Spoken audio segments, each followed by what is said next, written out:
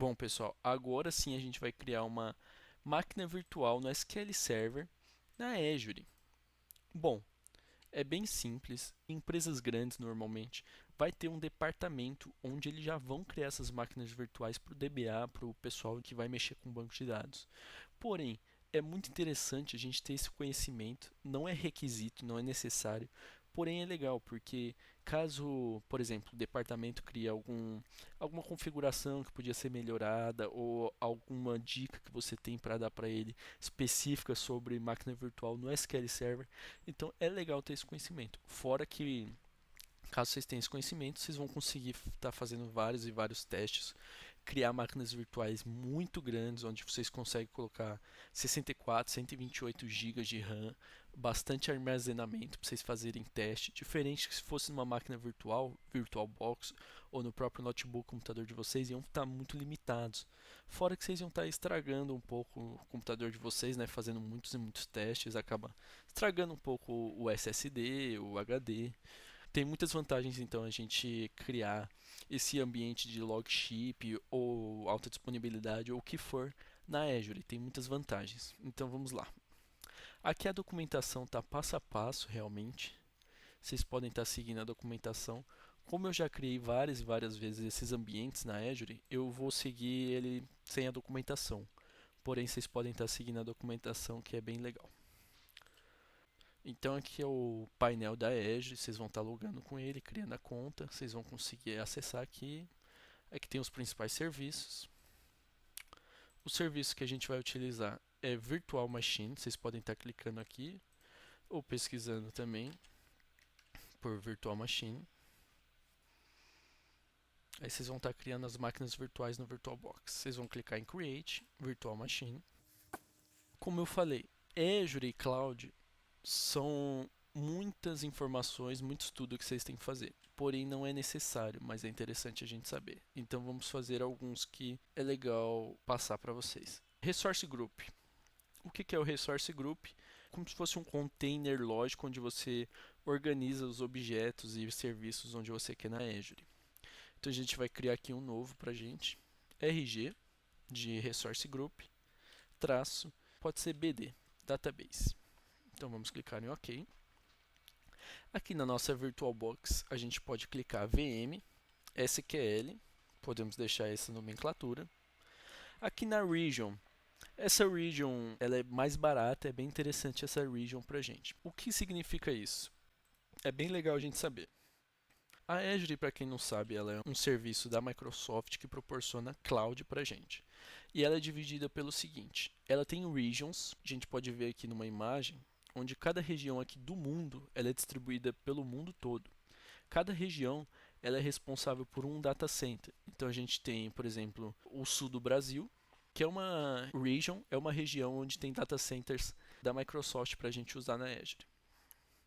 Aqui nos Estados Unidos tem bastante também, então a gente pode ver que tem distribuído no mundo todo, tem bastante. A gente pode escolher as regions aqui. Quando vocês forem fazer, vocês podem escolher qualquer region que vocês quiserem. Na Europa, Japão, Canadá, África, qualquer region vocês podem estar utilizando. Embaixo da regions, ele dá essa opção de availability zones para a gente escolher. É um outro termo bem interessante para a gente ter em mente. Cada region tem um data center. Porém, por questões de segurança, por questões de distribuição de dados, caso aconteça algum desastre natural, por exemplo, nesse data center, ele tem outros data centers distribuídos na mesma region. Normalmente são três. Então aqui, como a gente pode ver na imagem, a gente tem a region, por exemplo, do Brasil. O Brasil vai ter três data centers distribuídos nessa region. Então, a Availability Zone 1, 2 e 3. Cada data center desse, eles se comunicam entre si e são totalmente separados a infraestrutura e hardware. Eles têm energia separada, hardware separados, suítes separados, parte de rede separado, tudo separado para alta disponibilidade e segurança do ambiente. Então, somente reforçando aqui uma outra imagem, só para a gente entender. Então a gente tem a region do Brasil, por exemplo, e dentro da region tem a Availability Zone 1, Availability Zone 2, Availability Zone 3. Esse conceito é legal. E caso alguém da equipe ou algo do tipo crie uma máquina virtual, vocês falem, olha, tem essa opção que ela é uma opção gratuita, vocês conseguem estar aumentando a alta disponibilidade dos serviços, máquinas virtuais, uma sugestão, e até vocês vão estar crescendo e sendo elogiados por saber esses tópicos interessantes que podem estar ajudando a empresa de vocês, por exemplo. Bom, aí aqui embaixo da Availability Zone, a gente pode escolher. Então, por exemplo, a gente vai criar 3 máquinas virtuais SQL Server. A gente cria a nossa primeira máquina virtual na Availability Zone 1, a segunda máquina virtual na Availability Zone 2 e a terceira máquina virtual na Zone 3. Então, é na mesma região, só que em data centers diferentes, Availability Zones diferentes. Com isso, aumenta a disponibilidade. Se um falhar, os nossos outros serviços ainda vão estar rodando. É muito legal a gente estar fazendo isso. A gente faz muito isso em produção, por exemplo. A gente deixa um servidor de SQL aqui e o servidor de aplicação em outra zona. Eles conseguem se conectar de forma ultra rápida, que eles utilizam redes dedicadas para eles.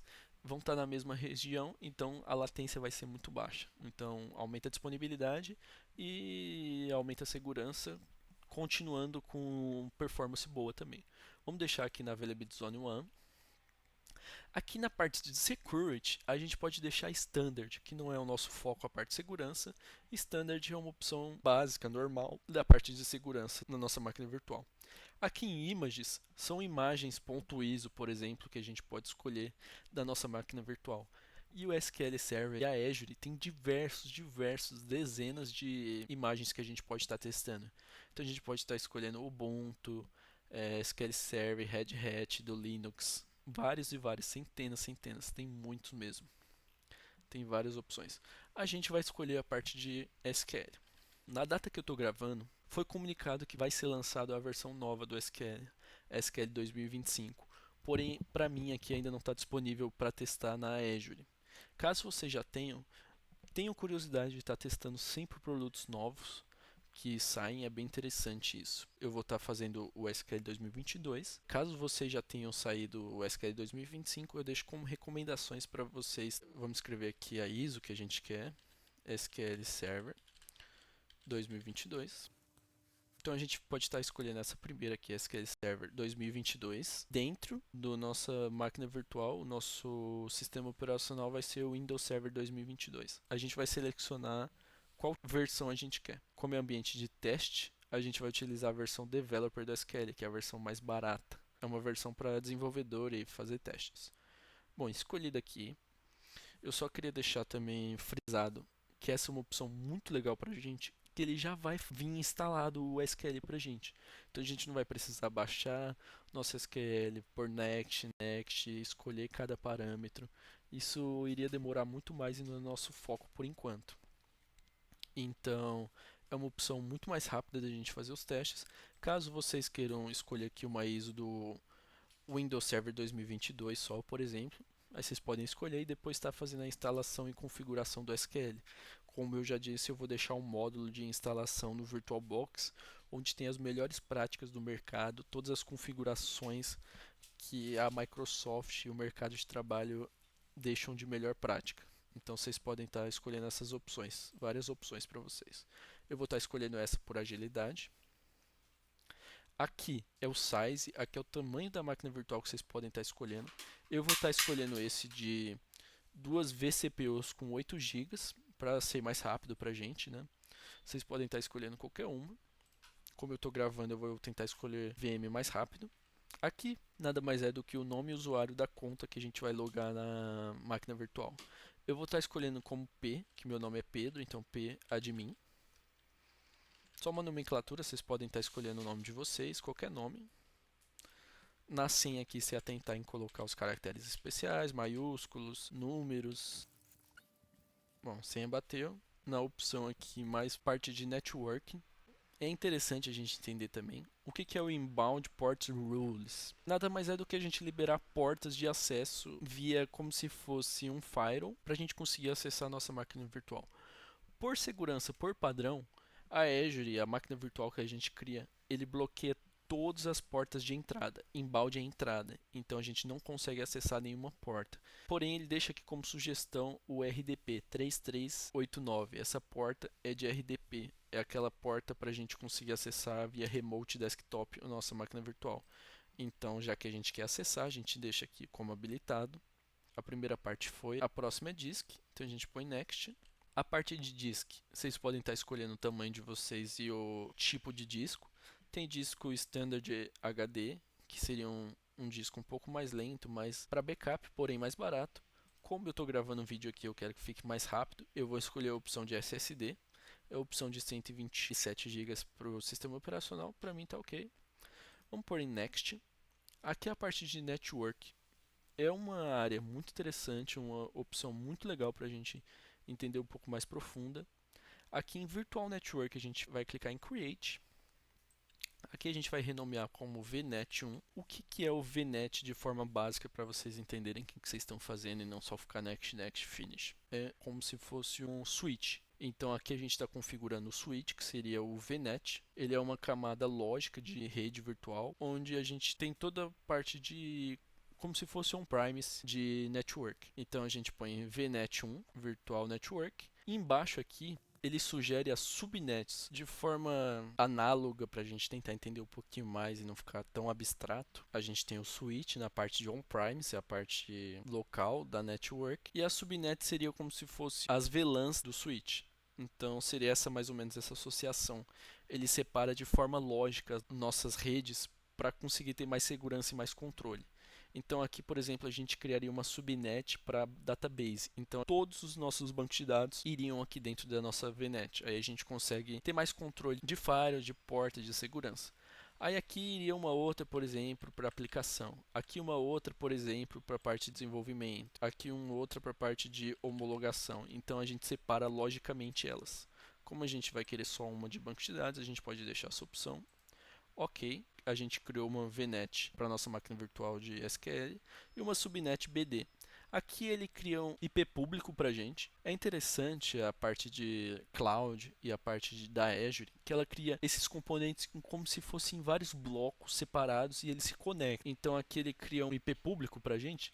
É como se fosse um serviço à parte e a gente liga na nossa VM. É uma forma de segurança e para separar os componentes. Aqui é a parte de liberação de porta do firewall, como se fosse do firewall. A gente liberou o nosso RDP. Só ressaltando, ambientes de banco de dados em cloud, normalmente a gente não libera o public IP. A gente deixa como não e a gente acessa via internamente. Então, a aplicação, normalmente a gente deixa com acesso público, que seria a parte web, né, por exemplo. E a parte web vai acessar via localmente o nosso banco de dados. Isso é para melhorar a segurança e não deixar exposto o nosso banco de dados. Como é um ambiente de teste, a gente deixa um IP público para conseguir acessar a nossa máquina virtual. Tem outras opções na Azure para a gente acessar também, porém no nosso ambiente, para facilitar, como o nosso foco é banco de dados e não é Azure, a gente vai deixar essa opção. Aqui a gente pode deixar, a gente pode habilitar para ele deletar. Quando a gente deletar a nossa máquina virtual, para ele deletar o nosso IP público também, para não deixar um certo lixo, né, para não ficar componentes desconectados quando a gente deletar a nossa máquina virtual. Aqui em Management pode deixar padrão, a gente não vai mexer. Next, a opção de monitoramento também a gente não vai mexer, porque não é o nosso foco. Vamos por Next. Advanced, aqui é opções caso você queira estar executando scripts, por exemplo, enquanto está criando a máquina virtual. Agora vamos em Next. Essa opção agora é definitivamente para a gente estar configurando e escolhendo as configurações para o nosso SQL Server. Muito interessante. Como eu falei, essa ISO que a gente escolheu, ele já vem com a SQL instalado. Então a gente só precisa falar as configurações que a gente quer que ele vai instalar tudo e configurar tudo para a gente. A porta eu acho muito interessante a gente trocar, porque essa é uma porta muito padrão, todo mundo já conhece. Diversos hackers tentam acessar a senha e acessar a máquina virtual. É uma forma um pouquinho da gente tentar dificultar para os hackers. Pode colocar qualquer porta que não esteja usando nenhum serviço. Aqui SQL Authentication a gente vai habilitar, então ele vai criar aqui para a gente um usuário para a gente conseguir acessar. Ele cria já com permissão sysadmin desse usuário que a gente está fazendo. Aqui em Storage, na parte do SQL, a gente pode mudar as configurações, porque eu acho que é um valor bem alto. A gente não precisa desses números, só se vocês forem fazer um teste com um banco de dados bem grande, aí vocês podem deixar essa configuração, tá aumentando ou diminuindo. Ele consegue ir até 3 terabytes de SSD, que é bastante. Eu vou mudar aqui para 64 GB, que já é o suficiente para a gente fazer testes e demais. Aqui ele está falando que é o disco data, vai estar criando um disco data para nossos MDFs no nosso banco de dados. Aqui também é a parte de disco, a gente vai estar expondo 64 GB.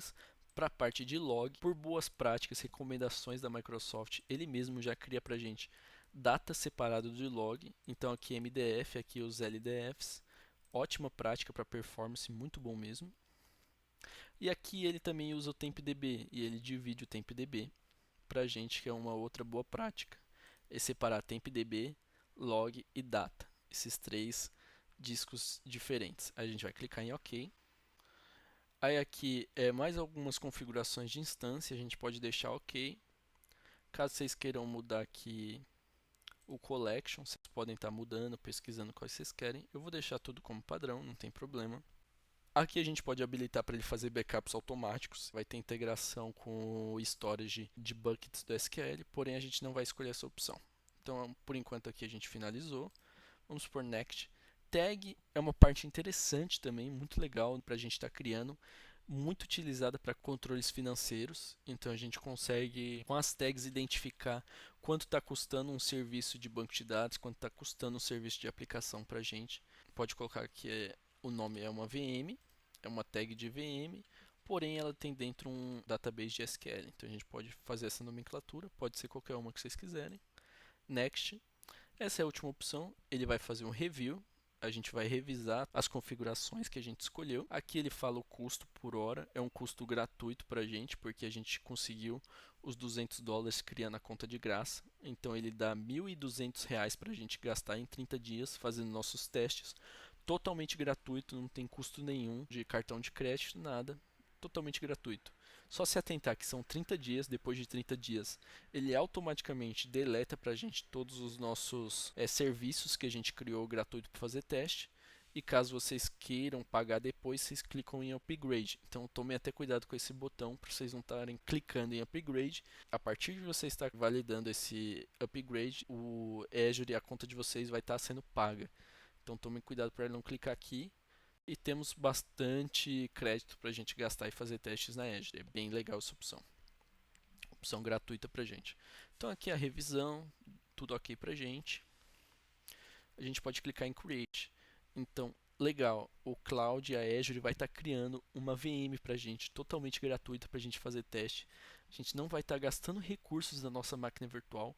Caso a gente queira criar 2, 3, 4 máquinas virtuais de SQL, fazer vários tipos de teste, integrar eles, fazer conexão com eles. A gente pode, coisa que iria limitar se a gente fosse utilizar, por exemplo, a nossa máquina host, onde limita o nosso hardware. Então, por essa opção que eu quis mostrar algo de alta performance que melhores práticas, melhores ambientes utilizam, que é a Azure. Bom, vamos aguardar agora, vai demorar um pouquinho. A partir do momento que ele está fazendo deploy da nossa VM, a gente pode clicar em qualquer botão aqui em background, ele vai estar fazendo deploy. A gente pode vir em máquina virtual, ele está em status em creating, então ele ainda está finalizando a nossa máquina virtual e só aguardar. Vai depender muito da demanda da região que está tendo, do data center, das opções que a gente escolheu. Então pode demorar entre 10 minutos, 15, 5 minutos, depende muito. Então vamos aguardar.